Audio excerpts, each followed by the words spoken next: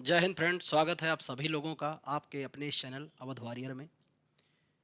प्यारे साथी, आज हम लोग एक नई series previous year question paper की लेकर के आपके समक्ष हाजिर हो रहे हैं।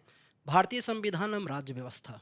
और मैं आपको पुनः बताना चाहता हूं, आपके इस प्यारे चैनल पर प्रैक्टिस सेट की क्लास, थ्योरी की क्लास और प्रीवियस ईयर की श्रृंखला बिल्कुल निःशुल्क चलाई जा रही है। खास तौर पे दो एग्जाम को ध्यान में रखते हुए उत्तर प्रदेश पुलिस और उत्तर प्रदेश सब इंस्पेक्टर, हमारे जो भी छात्र छात्रा इस तैयारी को करना चाहते हैं, उनके लिए ऑनलाइन प्लेटफॉर्म के रूप में सबसे बेहतर, अच्छे ढंग और व्यवस्थित क्रम में अगर कहें तो ये प्लेटफॉर्म आपके लिए बहुत ही बेहतर साबित होगा। उम्मीद की आप इस पर विश्वास भी कर पाएंगे। विश्वास करने से पहले एक बार ज़रूर चैनल को विजिट करें, हम और हमारी पूरी टीम के सभी व्याख्यान को देखें और समझें और अपनी तैयारियों को और ज़बरदस्त करते हैं। कहते हैं कि हौसले अगर बुलंद हो तो मंजिलें करीब होती हैं, इसलिए हौसला बुलंद रखिए, हमेशा बी द पॉजिटिव रहिए। कहते हैं कि आधा लक्ष्य आदमी इंसान तब तय कर लेता है जब वो सकारात्मक होता है। जब से तैयारी में आइए उस दिन से और आखिरी दिन तक अपने लक्ष्य को प्राप्त करने तक सदैव सकारात्मक रहिए। कोई कहे कि ये काम नहीं होगा, दूर हो जाओ ऐसे लोगों से। हमेशा बी द पॉजिटिव।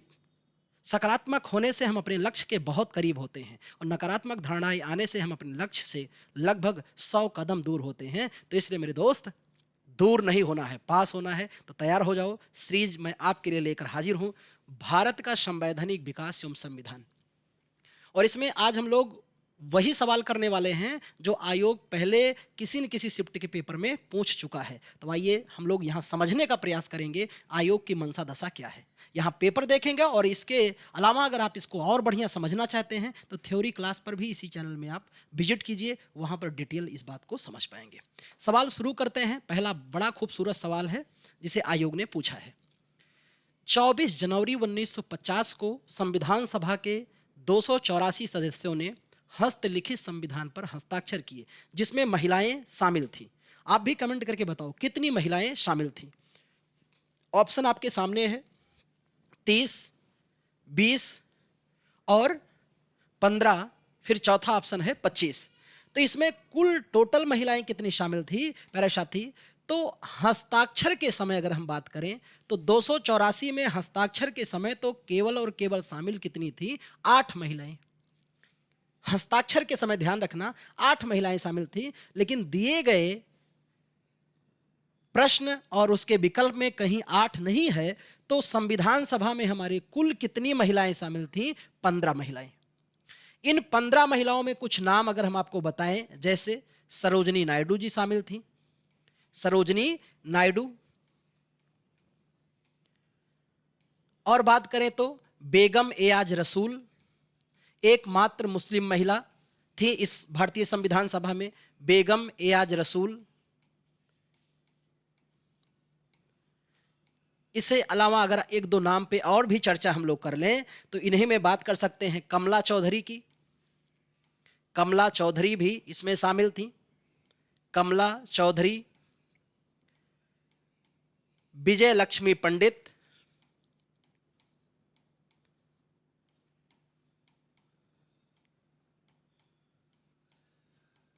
बुला चौधरी।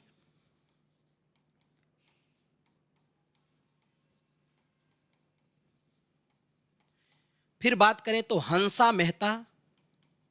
हंसा मेहता।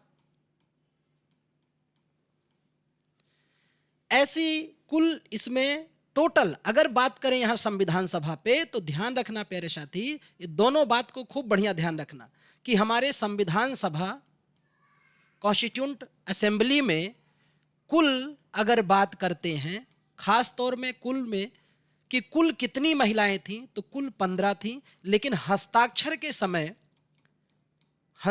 के समय कितने महिलाओं ने हस्ताक्षर किया? उस समय उपस्थित समय पे 8 महिलाओं ने।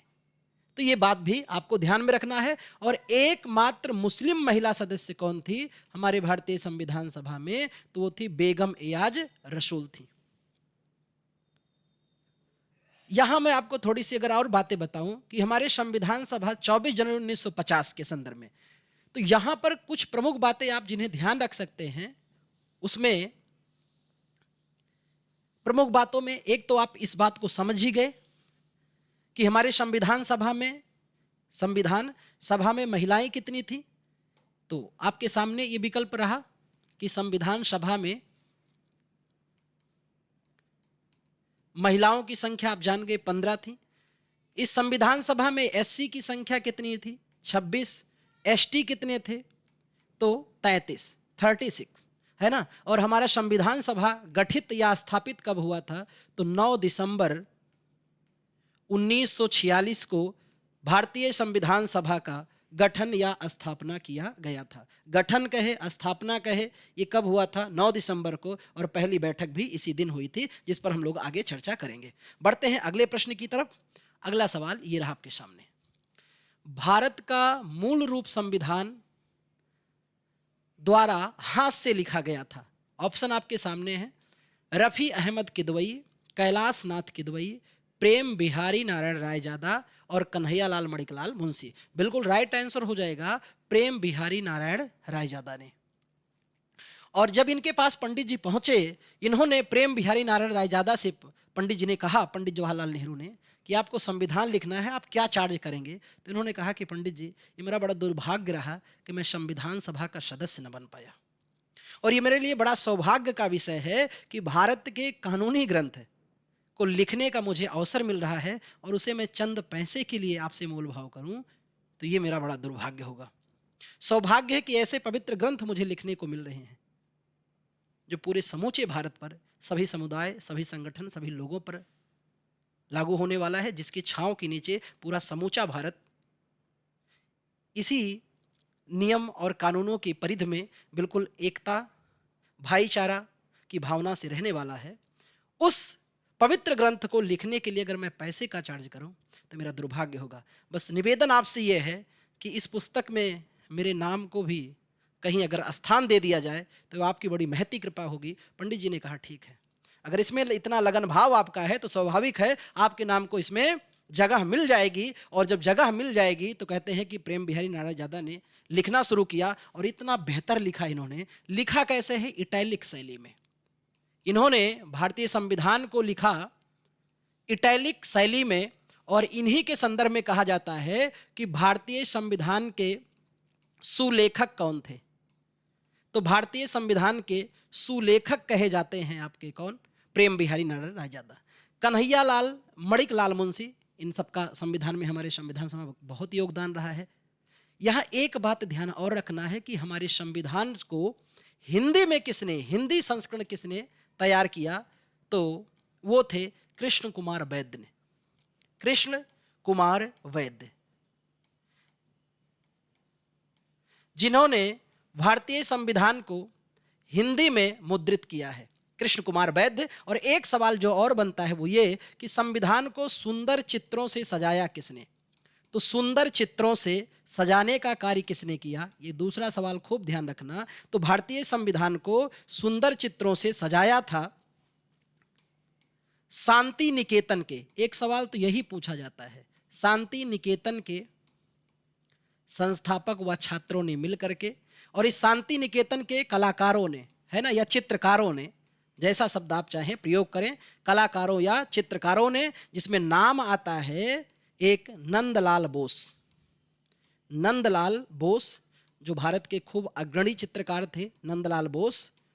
और इन्हीं के साथ एक नाम और भी बता सकते हैं हम लोग, राम निहोर सिन्हा। राम निहोर सिन्हा,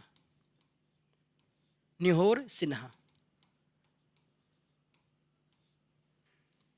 8 से 12 इंच का लगभग इनका चित्र था, और खूब बेहतर भगवान के चित्र, पुष्पों के, पशुओं के बड़े अनोखे चित्रों से इस हमारे पवित्र ग्रंथ भारतीय संविधान के बॉर्डर को खूब भव्य दिव्य अलौकिक रूप से सजाने का काम इन्होंने किया। वैसे तो आप जानते हैं भारतीय संविधान के जनक कौन है? तो भारतीय संविधान के जनक हैं डॉक्टर अंबेडकर साहब, डॉक्टर भीमराव अंबेडकर।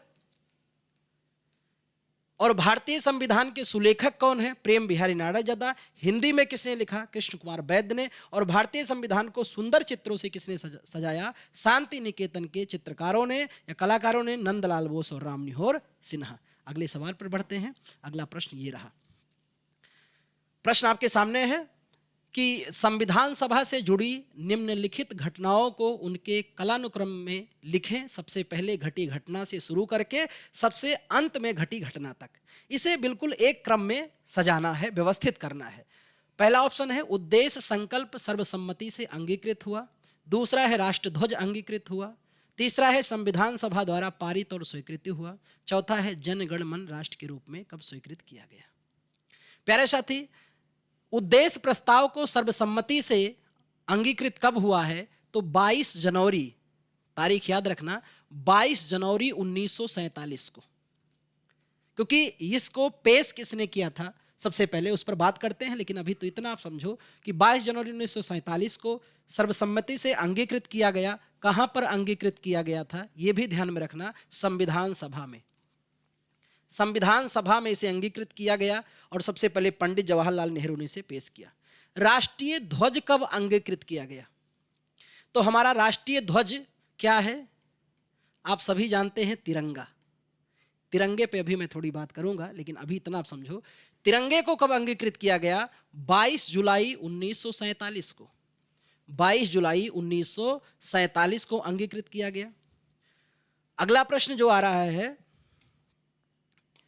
संविधान सभा द्वारा पारित और स्वीकृत कब किया गया? संविधान सभा द्वारा पारित और स्वीकृति कब हुआ? तो संविधान सभा पारित हुआ और स्वीकृत किया गया हमारी संविधान सभा को अंतिम रूप से 26 नवंबर 1949 को। 26 नवंबर 1949 को। चौथा है कि राष्ट्रगान को जन गण मन राष्ट्रगान के रूप में अंगीकृत कब किया गया? तो राष्ट्रगान 24 जनवरी 1950 को। अब इसमें क्रम पहचानना है, ध्यान रखिएगा। सबसे पहले जनवरी आता है तो 22 जनवरी, यानी ए ऑप्शन आगे रहेगा। तो देखो, दो ऑप्शन कट गए, एक बी फॉर बाहुबली, एक सी फॉर कैट। ये दोनों ऑप्शन सही नहीं होंगे। बचे कितने? दो। अब दो में से हमें सही करना है। तो ए हो गया 22 जनवरी 1947, बी में फिर है आपका 22 जुलाई 1947। तो ए के बाद बी, यानी देखो डी फॉर दिल मांगे मोर भी राइट नहीं होगा। सही क्या हो जाएगा आपका? तो आपका बिल्कुल सही हो जाएगा ए ऑप्शन। क्यों? क्योंकि हम लोगों ने दो विकल्प के आधार पे, तीसरा आप मिला सकते हैं, सबकी तिथि। अब मैं यहां पर एक विशेष बात आपको बताऊं जो विशेष तौर पे ध्यान रखना है, वो तिरंगे के संदर्भ में। तो एक आप जानते हैं कि हमारा राष्ट्रीय ध्वज क्या है, तिरंगा क्या है, हमारा राष्ट्रीय ध्वज है। राष्ट्रीय ध्वज है हमारा तिरंगा। और तिरंगे के संदर्भ में प्यारे साथी आपको ध्यान में रखना है कि तिरंगा जो है, तिरंगे में कितना रंग है?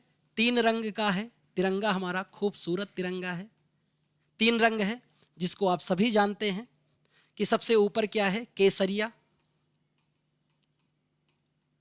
मध्य में आपका है जिस पेन का हम लोग प्रयोग कर रहे हैं, और नीचे है हरा। और मध्य में, इस तिरंगे के मध्य में क्या है? तो तिरंगे के मध्य में है चक्र। मध्य में क्या है? चक्र है। और चक्र में 24 तीलियां हैं। 24 तीलियां हैं। और एक सवाल यहां से आयोग करता है कि ये 24 तीलियां किसका प्रतीक मानी जाती हैं? समय का। ये समय का प्रतिनिधित्व करती हैं और समय का प्रतीक मानी जाती हैं। और ये जो चक्र है, ये अशोक के सारनाथ स्तंभ से लिया गया। ये चक्र कहां से लिया गया? तो अशोक के सारनाथ स्तंभ लेख से, सारनाथ स्तंभ से लिया गया चक्र। प्यारे साथी, इस तिरंगे को डिजाइन किसने किया? एक बड़ा सवाल ये भी ध्यान में रखना। तो इसको डिजाइन किया है पिंगली वेंकैया ने, है ना, पिंगली वेंकैया ने।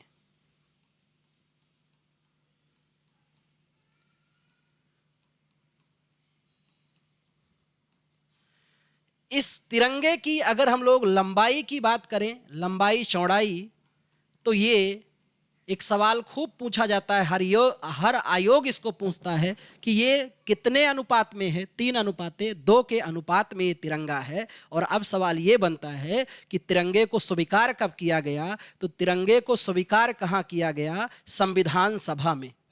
स्वीकार कहाँ किया गया? संविधान सभा में। और इस संविधान सभा को आज हम लोग किस नाम से जानते हैं?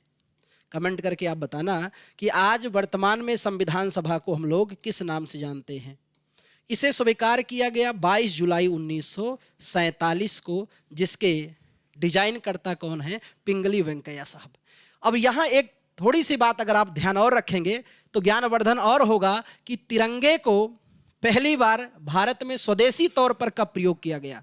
तो तिरंगे को स्वदेशी तौर पर इसका प्रयोग कब हुआ? तो स्वदेशी तौर पर इसका प्रयोग किया गया था 1921 में। और गांधी जी के आंदोलन में कहते 1921 में ही क्या किया? पिंगली वेंकैया ने 1921 में ही पिंगली वेंकैया ने तिरंगे का एक डिजाइन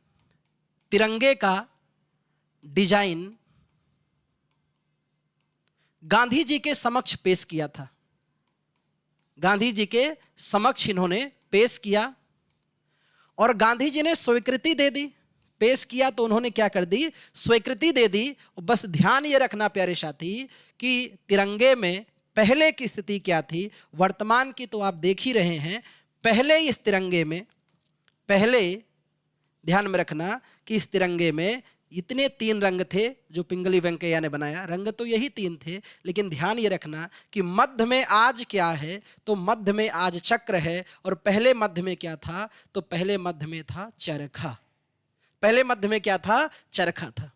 और इसी तिरंगे को नया रूप कब दिया गया? तो इस तिरंगे को नया रूप तो कब दिया गया था? तो इसे नया रूप दिया गया प्यारे साथी। इस बात को जानकर है ना आपकी जिज्ञासाएं और बढ़ेंगी।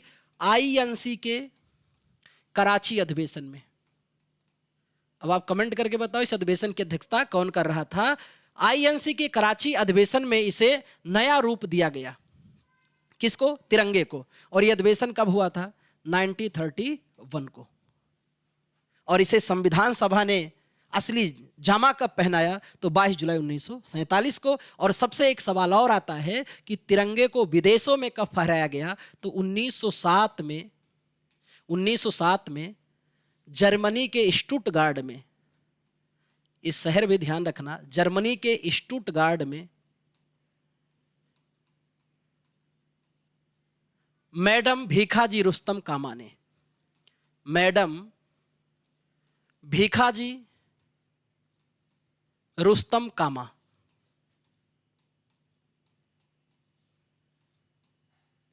तो विदेश में ध्वज फहराने वाली, झंडा फहराने वाली ये पहली महिला थी। और भारत में, अब यहां एक बात और भी आपको मैं बताऊं और यह जानकारी हो जाएगी, तिरंगे को सर्वप्रथम स्वतंत्रता के बाद तिरंगे को सर्वप्रथम किसने फहराया था? तो तिरंगे को सबसे पहले हमें आज़ादी मिलने के बाद इसे फहराया पंडित जवाहरलाल नेहरू ने। पंडित जवाहरलाल नेहरू।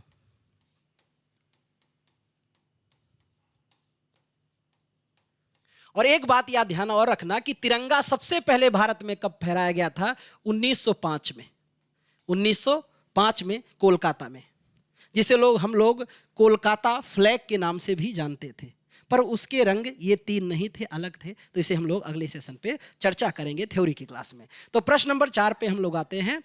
भारत के संविधान को 1946 के कैबिनेट मिशन योजना के तहत गठित एक संविधान सभा द्वारा तैयार किया गया था। इस संविधान सभा में तैयार किए जाने के लिए कितनी समितियां थी? ये सवाल ध्यान से देखना। कितनी समितियां थी? ऑप्शन है 7, 15, 10 और 13। तो ये बिल्कुल इसमें दिए गए विकल्प के अनुसार अगर हम लोग कहें तो सभी के सभी विकल्प क्या हैं? गलत। क्योंकि संविधान सभा में बड़ी समितियों की बात करें तो कुल क्या थी? 22 समितियां थी।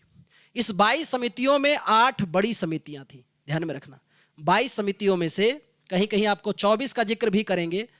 8 बड़ी समितियां थी। 8 बड़ी समितियां थी। तो हमारा संविधान जो है वो किनके द्वारा लिखा गया है? समितियों के द्वारा ही लिखा गया है। 22 समितियों में से 8 बड़ी समितियां थी। और इसके अलावा अगर बात करें यहां पर तो प्यारे साथी ध्यान ये रखना है कि 12 समितियां ऐसी थीं जो प्रतीकात्मक कार्य के लिए गठित की गई थी और 10 समितियां ऐसी थी जो सामान्य कार्य के लिए गठित की गई थी। सामान्य कार्य के लिए गठित की गई थी, इस बात को भी आपको ध्यान में रखना है। तो दिए गए विकल्प के अनुसार इनका कोई भी राइट आंसर नहीं मान सकते हैं, यानी आयोग ने सही विकल्प ही नहीं दिया है। तो सही विकल्प की व्याख्या मैंने आपके सामने कर दी है। और अब इसमें आप जैसे याद कर सकते हैं, इस बात को अगर आप नोट कर लिए हों तो कुछ याद कर सकते हैं। जैसे अगर हम लोग इस संदर्भ में बात करें तो आपको देखिए कुछ बड़ी समितियों के नामों को आप इसमें मद्देनजर ध्यान में रख सकते हैं। जैसे में आप कहेंगे कि कौन कौन सी, तो प्यारे साथी ये ध्यान से देखो, जैसे में आप ध्यान रख सकते हैं प्रारूप समिति, प्रारूप समिति। जैसे में आप ध्यान रख सकते हैं नियम समिति। जैसे में आप ध्यान रख सकते हैं संचालन समिति। और बात करें तो संघ शक्ति समिति, संघ शक्ति समिति। और ज्ञानवर्धन करना है तो संघीय संविधान समिति, संघीय संविधान समिति, संघीय संविधान समिति। और ज्ञानवर्धन करना चाहो तो अब राज्यों के लिए समिति, राज्यों के लिए समिति, प्रांतीय समिति, प्रांतीय समिति। और फिर बात कर लें तो एक और ध्यान रखोगे तो यहां आपकी पूरी जानकारी पूरी हो जाएगी, वो है आपका मौलिक अधिकार,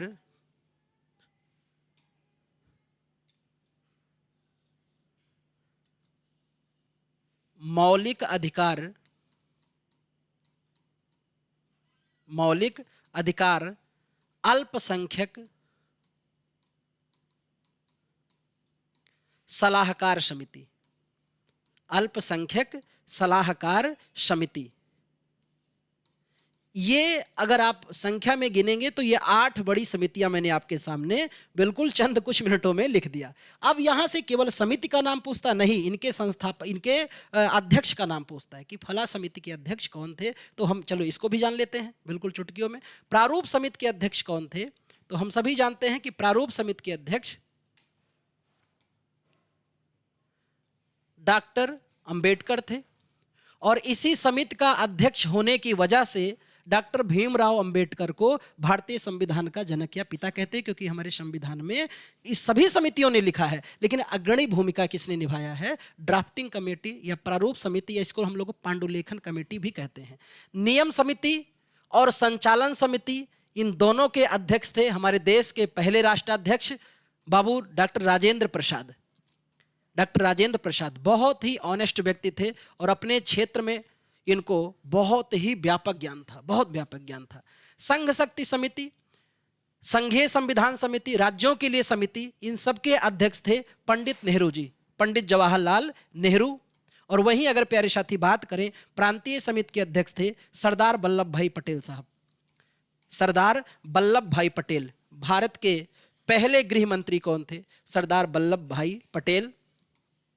भारत के पहले उप प्रधानमंत्री कौन थे? सरदार वल्लभ भाई पटेल। लौह पुरुष किसे कहते हैं? सरदार वल्लभ भाई पटेल।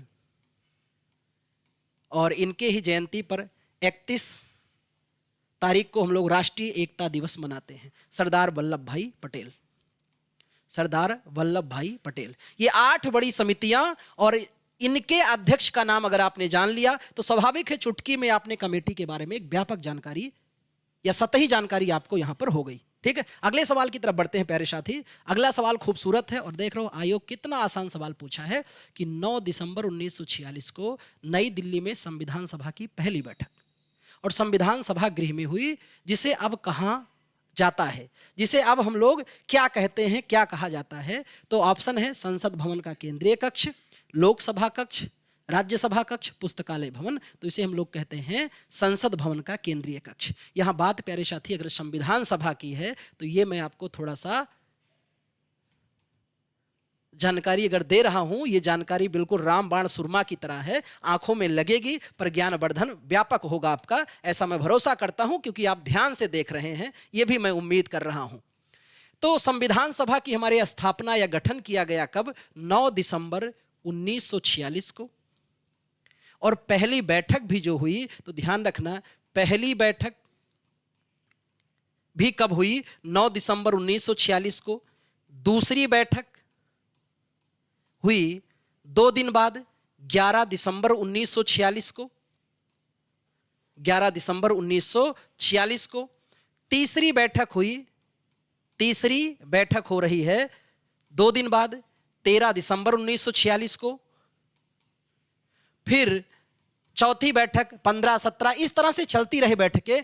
आखिरी ध्यान क्या रखना है? अंतिम बैठक कब हुई? अंतिम बैठक। और यहां 2 मैं अनोखी चीजें भी बता रहा हूं आपको। तो आखिरी बैठक हुई 24 जनवरी 1950 को। और यहां 2 अनोखी चीज आपको क्या ध्यान रखना है प्यारे छात्रों? तो वो ध्यान रखना है, संविधान सभा में कुल कितने अधिवेशन हुए थे। तो ये ध्यान में रखना, अधिवेशन जिसे इंग्लिश में सेशन कहते हैं, 11 अधिवेशन हुए थे। और एक सवाल और बनता है कि बैठक कितनी हुई थी? तो आखिरी बैठक मिला करके, गठन से लेके आखिरी बैठक थी 12वीं, है ना? बैठक यानी मीटिंग, तो 12 मीटिंग हुई, 11 सेशन हुए। ये दोनों बात में कंफ्यूजन बिल्कुल नहीं रखना, क्योंकि बहुत सारे छात्र छात्रा यहां गुमराह हो जाते हैं। गुमराह नहीं होना, क्योंकि आप अवध वॉरियर पर हो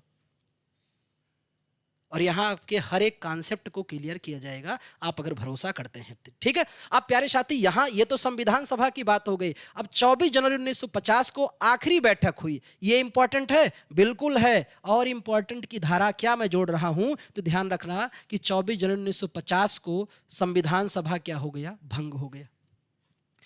और संविधान सभा भंग हो गया, और 24 जनवरी 1950 को संविधान सभा का स्थान किसने ले लिया? संसद ने। तो संविधान सभा का वर्तमान नाम क्या है? संसद। संविधान सभा का पुराना नाम क्या है? Imperial legislative assembly. Imperial legislative assembly. और नया नाम क्या है? तो नया नाम है संसद। राष्ट्रीय ध्वज की बात हम लोगों ने इसके पहले की, कब स्वीकार किया गया? 22 जुलाई 1947 को। राष्ट्रगान कब स्वीकार किया गया? तो राष्ट्रगान स्वीकार किया गया आपका 24 जनवरी 1950 को। प्यारे साथी, ध्यान और क्या रखना है? तो ध्यान ये रखना है कि राष्ट्रीय गीत कब स्वीकार किया गया?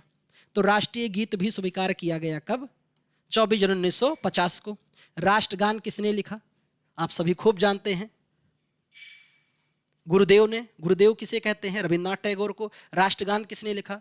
बंकिम चंद्र चटर्जी साहब ने। और 24 जनवरी को ध्यान में रखना, राष्ट्राध्यक्ष पदासीन कब हुए? तो राष्ट्राध्यक्ष पदासीन हुए, राष्ट्राध्यक्ष पदासीन भी कब हुए? तो 24 जनवरी 1950 को। और आखिरी बात अगर जान लिए आप, तो स्वाभाविक है आपके ज्ञानवर्धन में इजाफा और हो गया। और आखिरी बात क्या है कि संविधान सभा पे सदस्यों ने हस्ताक्षर कब किया? तो हस्ताक्षर भी किया गया 24 जनवरी 1950 को, हिंदी और अंग्रेजी दो में। ठीक है। अगले सवाल की तरफ बढ़ते हैं।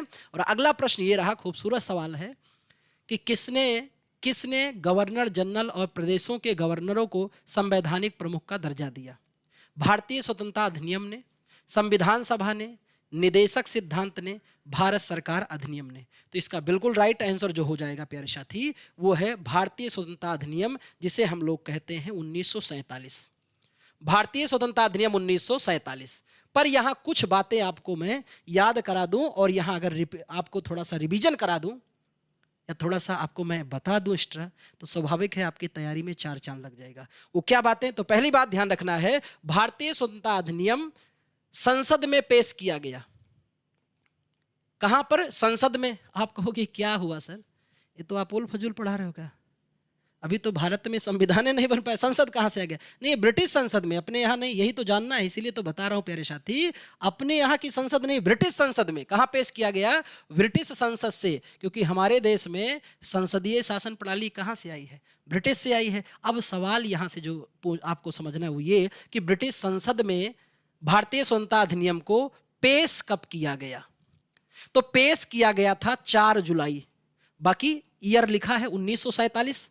अगली बातें जो आपको बिल्कुल आपकी धड़कनों को बढ़ा देंगी वो ये है कि 4 जुलाई को किसने पेश किया था? तो ब्रिटेन के प्रधानमंत्री सर क्लीमेंट एटली ने। सर क्लीमेंट एटली साहब ने पेश किया प्यारे साथी। और सवाल यह बनता है कि इन्होंने कहां पेश किया, क्योंकि संसद के ब्रिटेन में 2 सदन हैं, हाउस ऑफ कॉमन और हाउस ऑफ लॉर्ड। जैसे हमारे यहाँ वर्तमान में 2 सदन हैं, लोकसभा और राज्यसभा। तो इन्होंने सबसे पहले पेश किया था हाउस ऑफ कॉमन में, हाउस ऑफ कॉमन में। और हाउस ऑफ कॉमन्स में जब इन्होंने पेश किया और वहां से पास हो गया तो इन्होंने दूसरे सदन में पेश किया। और दूसरे सदन की तिथि जो है वो खूब मायने रखती है कि इन्होंने दूसरे सदन में पेश किया 15 जुलाई को, 15 जुलाई 1947। 1947 ऊपर लिखा ही है। 15 जुलाई 1947 को इन्होंने पेश किया कहां? House of Lord. जैसे हमारे यहाँ राज्यसभा है ऐसे ब्रिटेन में हाउस ऑफ लॉर्ड है, जैसे हमारे यहाँ लोकसभा है ऐसे वहां हाउस ऑफ कॉमन्स है। ठीक है, तो हाउस ऑफ लॉर्ड में पेश किया गया, जो ब्रिटेन का उच्च सदन है, हाउस ऑफ लॉर्ड। देखो एक शब्द ही लगा है लॉर्ड। हम लोगों के यहाँ कहते हैं ना कि बड़का लॉर्ड गवर्नर होगा का, जी हाँ, लॉर्ड मतलब एक ऊंचा होता, ऊंचा व्यक्ति कहा जाता है। ठीक है, जिसकी हाई प्रोफाइल हो। तो हाउस ऑफ लॉर्ड ने इसको क्या कर दिया? पारित कर दिया। और प्यारे साथी, पारित कर दिया जब किसको? भारतीय स्वतंत्रता अधिनियम को। तो कहते हैं कि इसे स्वीकृति कब मिली? ये 3 तारीख आप अगर याद करते हैं तो बस इतनी जानकारी आपके एग्जाम के लिए बेहद खास होती है कि भारतीय स्वतंत्रता अधिनियम को स्वीकृति कब मिली? 18 जुलाई को। उम्मीद करते हैं ये तीनों तारीख आप रट लेंगे, चबा लेंगे, घूंट लेंगे, पी जाएंगे, भूलेंगे नहीं, क्योंकि भूल गए तो मंजर से दूर हो जाएंगे, इसलिए आप भूलेंगे नहीं। अगले सवाल पे बढ़ते हैं। अगला प्रश्न ये रहा, अभी जिसकी हम लोगों ने व्याख्या भी की, संविधान सभा का अंतिम सत्र कब आयोजित किया गया? 26 जनवरी 1950 को, 24 जनवरी 1950 को, 29 जनवरी 1952 को, 26 नवंबर 1949 को। प्यारे साथी, वो तारीख यही है, 24 जनवरी 1950 को। 24 जनवरी 1950 को, जिस पर अभी मैंने बताया कि संविधान सभा को भंग कब किया गया? 24 जनवरी 1950 को। अंतिम बैठक ये थी, इसी दिन राष्ट्रगान, राष्ट्र गीत स्वीकार किया गया, जिसका हमने पिछले सवाल पर व्याख्या कर दिया है। ठीक है, अब यहां बात करें कि 26 जनवरी 1950 पर, तो इस संदर्भ में थोड़ी सी बातें आप ध्यान रख सकते हैं। एक शब्द कि भारत जो है, हमारा खूबसूरत प्यारा देश भारत, पूरी दुनिया में सबसे खूबसूरत हमारा देश है। तो हमारा खूबसूरत देश भारत जो है, ये संपूर्ण प्रभुत्व संपन्न कब हुआ? तो संपूर्ण प्रभुत्व संपन्न हुआ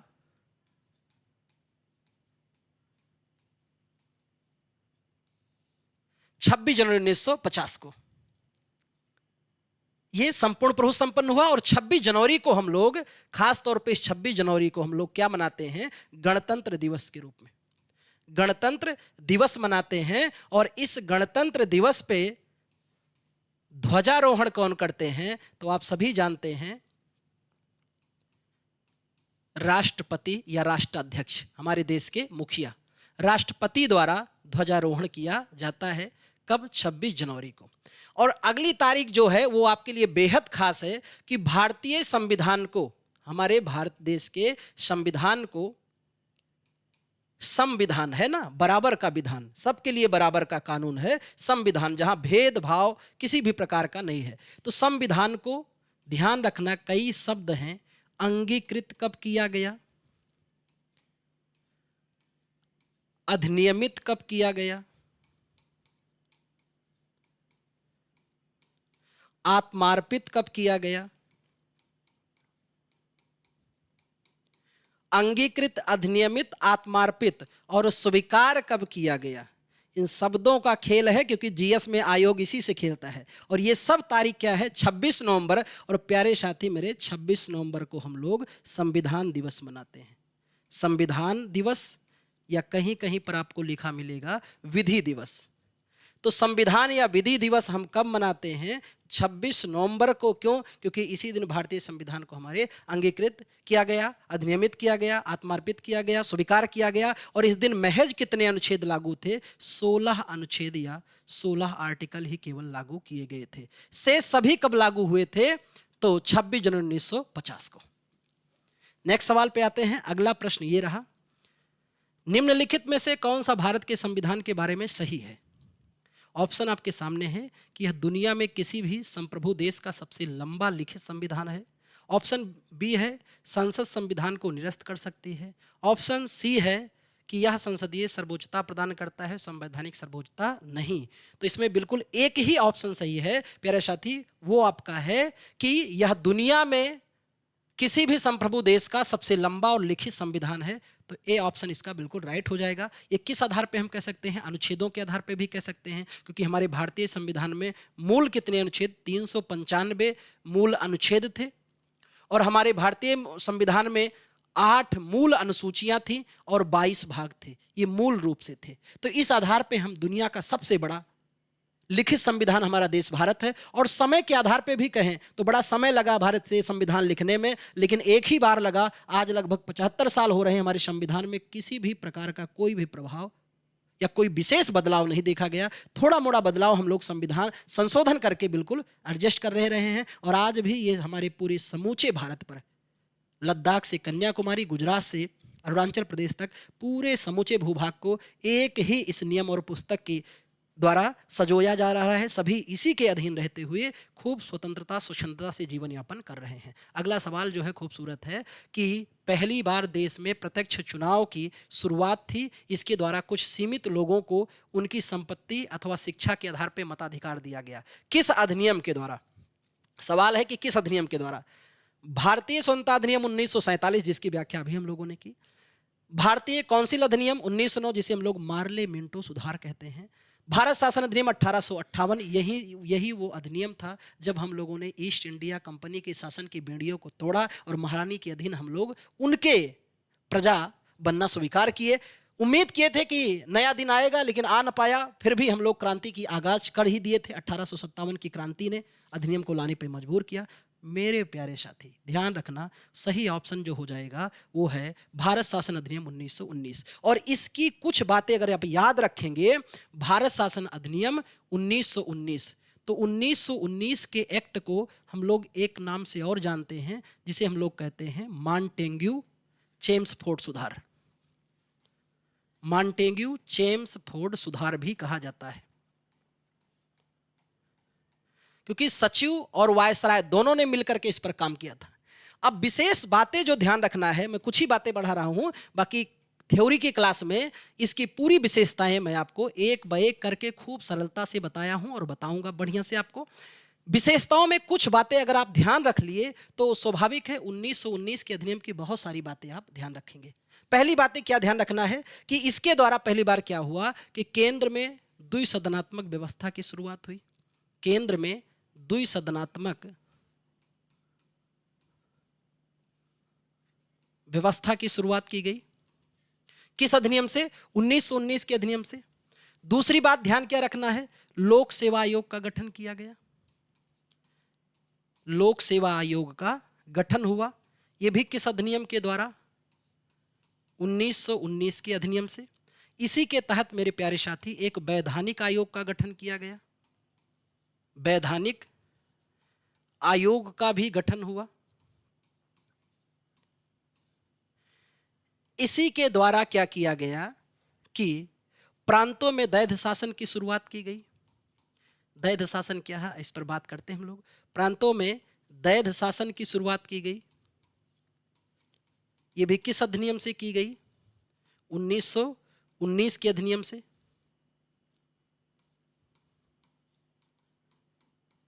और जो विशेष बातें हैं वो ये है कि इसी के द्वारा क्या किया गया कि सांप्रदायिक निर्वाचन का विस्तार किया गया। शुरुआत तो कर दिया गया किसमें? 1909 के अधिनियम में सांप्रदायिक निर्वाचन का विस्तार किया गया।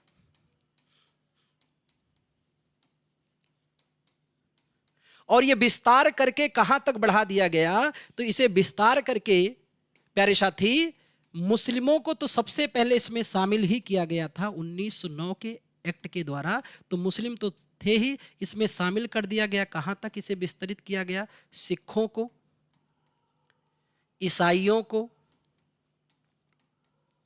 और एंग्लो इंडियन को, आंग्ल भारतीय या एंग्लो इंडियन, आंग्ल भारतीयों तक यहां तक इसका क्या किया गया, विस्तार किया गया। आखिरी दो बातें जो ध्यान रखना है वो ये कि इसी के द्वारा क्या किया गया, केंद्रीय विधानसभा में अध्यादेश जारी करने की शक्ति दी गई। किसको?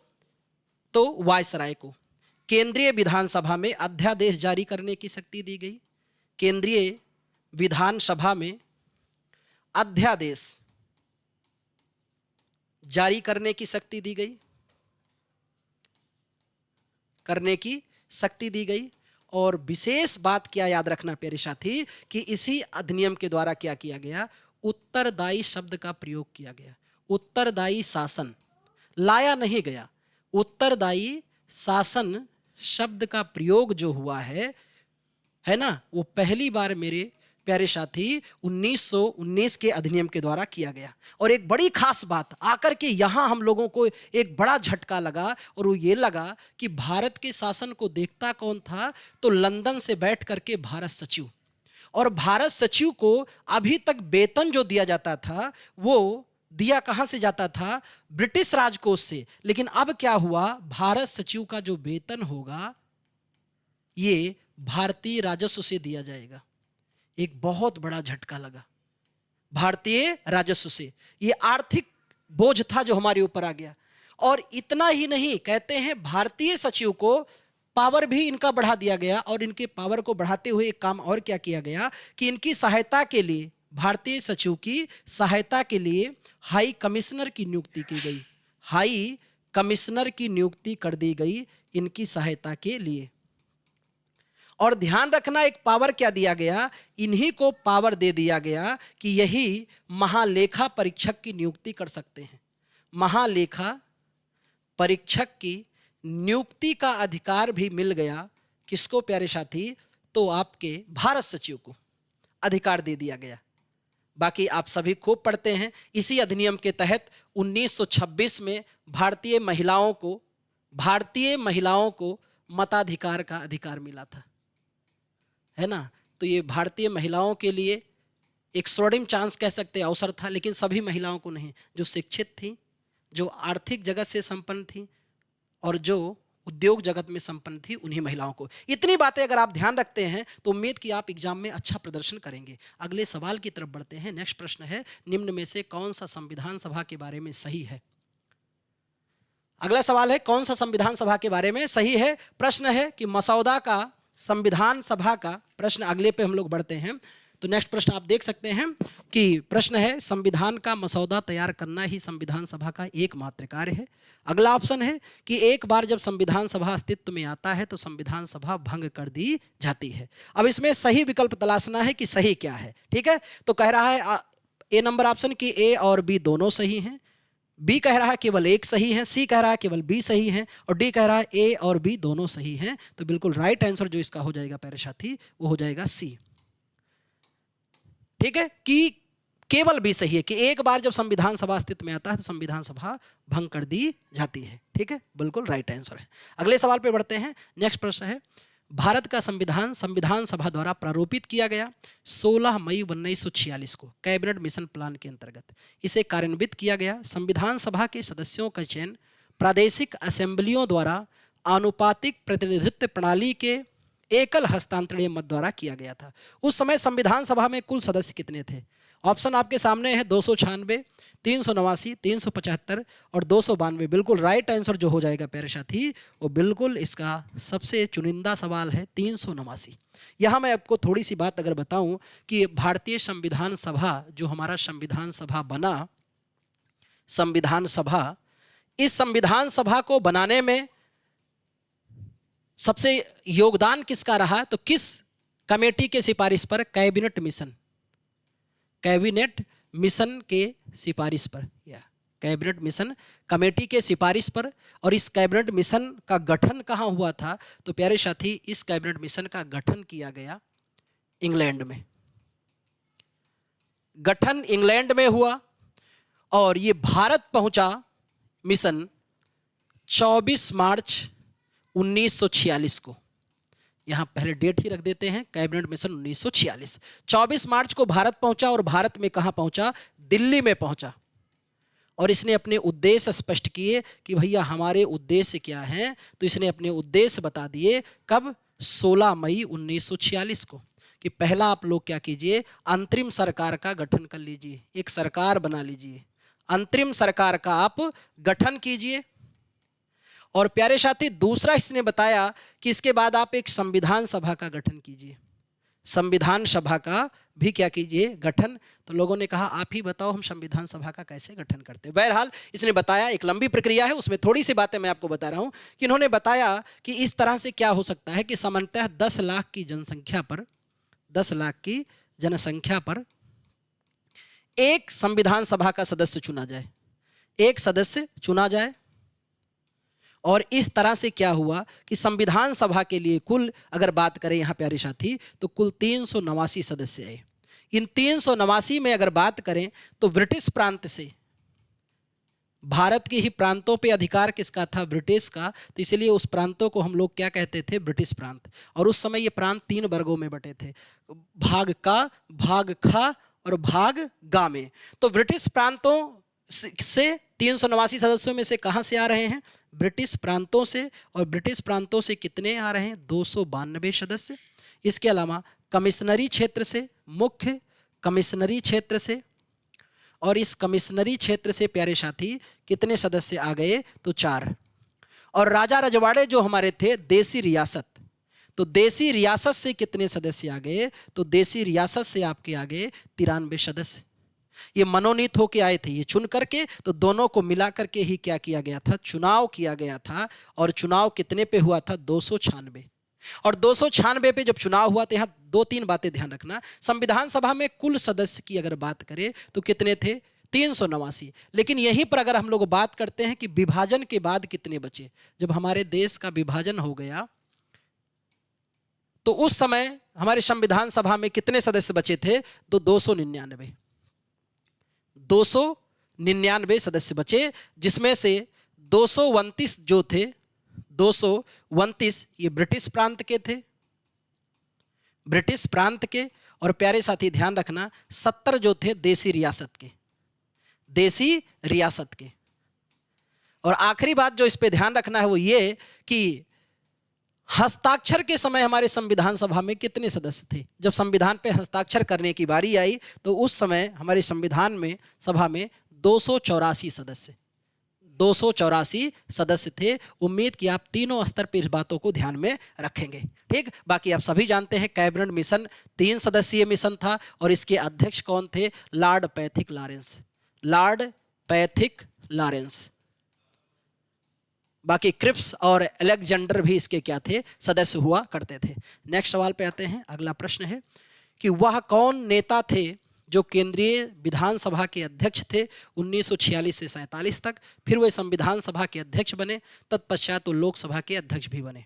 सरदार वल्लभ भाई पटेल, गणेश वासुदेव मावलंकर, कस्तूरभाई लालजी, अमृत लाल हरगोविंदास। तो वो थे आपके गणेश वासुदेव मावलंकर। ये हमारे पहले लोकसभा अध्यक्ष भी थे, गणेश वासुदेव मावलंकर, ठीक है, जिन लोग जीबी मावलंकर कहते हैं। और इनके बारे में एक सवाल और भी आता है कि कौन कौन से अध्यक्ष थे, 2 गांधीवादी कैप लगाकर बैठते थे, तो यही थे जीबी मावलंकर साहब। अगले सवाल पे आते हैं कि भारतीय संविधान लागू होने से पहले भारत का प्रशासन मूल रूप से किस दस्तावेजों के अनुसार होता था, किस दस्तावेजों के अनुसार होता था। ऑप्शन आपके सामने है कि east India stock dividend redemption act 1873, अगला है भारतीय स्वतंत्रता अधिनियम 1947, नेक्स्ट है भारत सरकार अधिनियम 1919 और फिर है भारत शासन अधिनियम 1935। जी हाँ, यही था। भारतीय संविधान के लागू होने के समय तक कौन सा नियम लागू था, 1935 का अधिनियम, जिसकी भर्त्सना करते हुए पंडित जवाहरलाल नेहरू ने इसे श्वेत पत्र कहा था। इसे क्या कहा था, श्वेत पत्र कहा था, या इसको कहा था अनेक ब्रेकों की एक ऐसी गाड़ी है जिसमें इंजन ही नहीं है। ऐसी भर्त्सना किया था किसने, पंडित जवाहरलाल नेहरू ने। और इस अधिनियम की अगर थोड़ी सी बातें आप जान लेते हैं तो आपका ज्ञानवर्धन और होता है। कौन सा, भारत शासन अधिनियम 1935, भारत शासन अधिनियम 1935।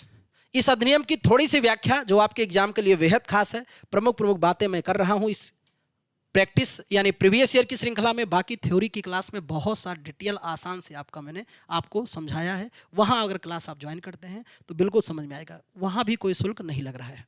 पहली चीज़ इसमें कहा गया एक अखिल भारतीय संघ बनाने का, अखिल भारतीय संघ बनाए जाने की बात की गई,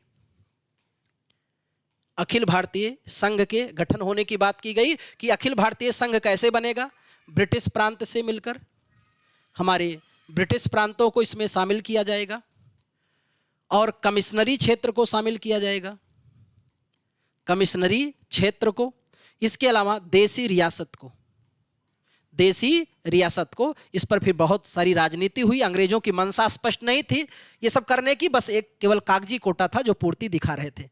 दूसरा कार्य जो इस अधिनियम की सबसे बात है प्रमुख है वो ये कि प्रांतीय स्वायत्तता की सबसे पहले शुरुआत यहीं हुई, प्रांतीय स्वायत्तता की,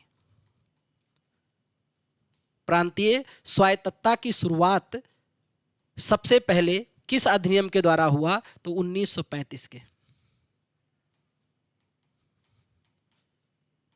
और नेक्स्ट बात जो ध्यान रखना है प्यारे साथी वो ये कि इसमें क्या किया गया, विधायी शक्तियों का विभाजन कर दिया गया, विधायी शक्तियों का बंटवारा, विधायी शक्तियों का बंटवारा 3 सूचियों में किया गया, बंटवारा कर दिया गया ताकि आपस में कोई विवाद ना हो। संघ सूची के विषय, संघ सूची, और ये भी किस अधिनियम के द्वारा 1935 के, राज्य सूची, और आपका है समवर्ती सूची, समवर्ती सूची। और ध्यान रखना इसके अलावा इसमें और प्रमुख कार्य क्या किया गया कि इसमें कुल 321 धाराएं थी, 321 धाराएं। अभी तक के जितने अधिनियम थे उसमें सबसे बड़ा दस्तावेज था कौन सा, 1935 का अधिनियम, और 10 अनुसूचियां थी, 10 अनुसूचियां इसमें थी। आखिरी 2-3 बातें और ध्यान क्या रख सकते हैं कि इसी के द्वारा क्या किया गया, संघीय न्यायालय का गठन किया गया इसी अधिनियम से। संघीय न्यायालय भी आप ध्यान रख सकते हैं कि संघीय न्यायालय का गठन हुआ और इसी अधिनियम के द्वारा आरबीआई का भी गठन किया गया। प्रमुख बातों में और ध्यान क्या रख सकते हैं कि 1937 का प्रांतीय चुनाव जो हुआ, 1937 का प्रांतीय चुनाव ये भी इसी से हुआ। और जिससे पहले मैंने दौध शासन आपको पढ़ाया, दैध शासन कि 1919 के अधिनियम में प्रांतों में लागू किया गया, लेकिन यहाँ आते आते क्या किया गया, केंद्र में दैध शासन लागू किया गया, केंद्र में दैध शासन को लागू किया गया। और जो अभी मैंने 2 कथन बताए उसको ध्यान रखना, पंडित जी ने इसको क्या कहा था, है ना, और जिन्ना साहब ने इसको कहा कि ये पूर्णतः सड़ा हुआ और मूल रूप से बुरा है ना। पंडित इसको किसने कहा, मोहम्मद अली जिन्ना ने। अगला सवाल है भारत के संविधान का कौन सा भाग रूस से लिया गया है ना। ऑप्शन आपके सामने है, मौलिक दायित्व, पंचवर्षीय योजना, मौलिक अधिकार। बिल्कुल हम सभी जानते हैं कि मौलिक दायित्व या मूल कर्तव्य, ठीक है, तो बिल्कुल राइट आंसर हो जाएगा इसमें आपका कि मौलिक दायित्व लिया गया और पंचवर्षीय योजना, ये दोनों कहाँ से लिए गए, रूस के संविधान से लिए गए। मौलिक अधिकार कहाँ से लिया गया, अमेरिका की संविधान से। अगला प्रश्न है, मूल हस्तलिखित भारतीय संविधान के प्रत्येक पृष्ठ के कलाकारों द्वारा निखारा और सजाया गया। मैंने पहले सवाल पर इस बात को बता दिया था कि कहाँ के, शांति निकेतन के कलाकारों ने इसे निखारा था, जिसमें नंदलाल बोस और राम निहोर सिन्हा थे। निम्नलिखित में से कौन सा कार्य संविधान सभा द्वारा नहीं किया गया, इसने राष्ट्रमंडल में भारत की सदस्यता का अनुमोदन किया। नेक्स्ट है, इसने राष्ट्रगान राष्ट्रगीत को अंगीकृत किया। इसने देश के प्रथम प्रधानमंत्री जवाहरलाल नेहरू को चुना। इसने राष्ट्रीय ध्वज को अंगीकृत किया। तो बिल्कुल प्रश्न बहुत ही आसान है, ध्यान से देखिए, किसने देश के पहले प्रधानमंत्री पंडित जवाहरलाल नेहरू को चुना। ऐसा हमारे संविधान सभा ने नहीं किया, क्योंकि हमारा पहला जो लोकसभा का गठन हुआ 1951 और 52 में। नेक्स्ट प्रश्न है, भारत और बांग्लादेश के बीच भू सीमा समझौते पर हस्ताक्षर होने के बाद बांग्लादेश के साथ कुछ अंततः क्षेत्रों पर अदला बदली करने, अंतः क्षेत्रों के निवासियों को नागरिकता देने के लिए संविधान की किस अनुसूची में संशोधन आवश्यक है। ऑप्शन है चौथी, दूसरी, पहली और तीसरी। तो बिल्कुल राइट आंसर हो जाएगा पहली, जिसमें संघ राज्य क्षेत्र का उल्लेख है। और ये बदलाव किया गया था एक संशोधन करके, हमारे यहाँ 100वां संविधान संशोधन, कॉन्स्टिट्यूशन अमेंडमेंट 2015 के द्वारा बांग्लादेश की कुछ भूभाग को बंगाल को दिया गया और बंगाल के कुछ भूभाग को बांग्लादेश को। और राष्ट्रीय स्तर पर हर कार्य कौन करता है? तो हमारे यहाँ जो संप्रभुता प्राप्त है वो किस संस्था को? संसद को। संसद किसे कहते हैं? भारत की सर्वोच्च विधायी संस्था को। भारत के संविधान का संप्रदाय संसद नए राज्यों को बनाने, बदलने, कानून सीमाओं या मौजूदा कानूनों को नाम से उपयुक्त कानून बना। किस अनुच्छेद के तहत ऐसा प्रावधान होता है? अनुच्छेद 2, अनुच्छेद 7, अनुच्छेद 5 और अगला है अनुच्छेद 3। तो कानूनों, सीमाओं में बदलाव सब कुछ किसके द्वारा किया जाता है? अनुच्छेद 2 के द्वारा किया जाता है। नेक्स्ट प्रश्न पे आते हैं। भारत के संविधान का कौन सा अनुच्छेद नए राज्यों के गठन का विषय संबंधित है? तो अनुच्छेद 3, अनुच्छेद 12, अनुच्छेद 22, अनुच्छेद 9। बिल्कुल क्या है? अनुच्छेद 3। 12 में जानते हैं राज्य की परिभाषा है, 22 में स्वतंत्रता के अधिकार संबंधी बातें हैं, 9 में नागरिकता का जिक्र किया गया है।